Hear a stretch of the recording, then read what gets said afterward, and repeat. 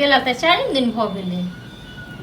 कहने रह जब आइ जाइ छियै काल्हि खुना चलि आयब हाँ नहीं एखन तक तो नहीं एले हैं गेले तो आबि गेलियै यौ गेलियै सासुर मतलब मोन लागि गेल हाँ त अहाँ के कहलियै 2-4 दिन में चलि आयब कहलियै घर वाले के संगे आनब त की भ गेल हाँ तो सब अहाँ के वजह से सब अहाँ के वजह से हमरा वजह से हाँ तो अहाँ झगड़ा कलिए ना त हम नहीं रह एले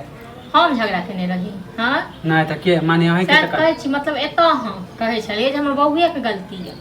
आ सासुर गेलियै त बात बदल केलु हां जे सास ससुर कान हां त हमर बौ कहला कर नहीं रहबे साथ में त नहीं रहत त नहीं रह हमरा घर कोन भूखले रहै छी पर अकेले रहबे अकेले त राखियो अकेले जाता रखबै तब त हम की करू तैले भने नहीं आयल जे भने हां त अहाँ के त नीक भेल ना नीक भेल नीक किया नहीं हां त अहाँ के दुश्मन नहीं है त नीक किया नहीं है त अहाँ के बहुत छी अहाँ के करेज फाटैया बुझल न अलगे जे रह हां त हमर बौ कहला जब तक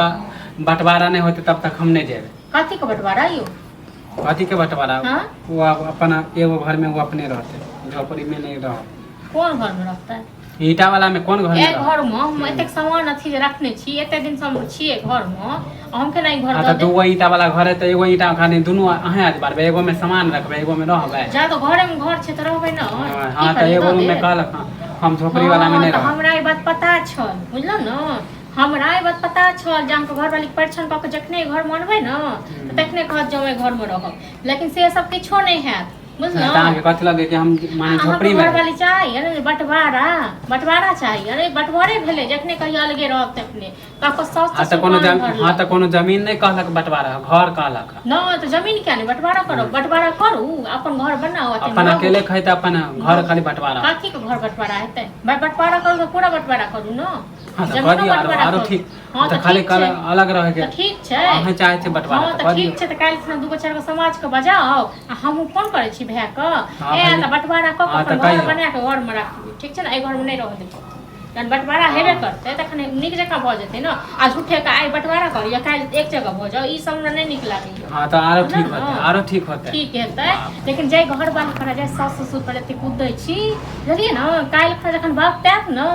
तखन हम सब नहीं साथ दे हां त हम नहीं कूदे छे घर पर घर वाली पर सब अहाँ के वजह से नहीं कूदे झगड़ा नहीं करते त नहीं एक दिन भेल हां सासू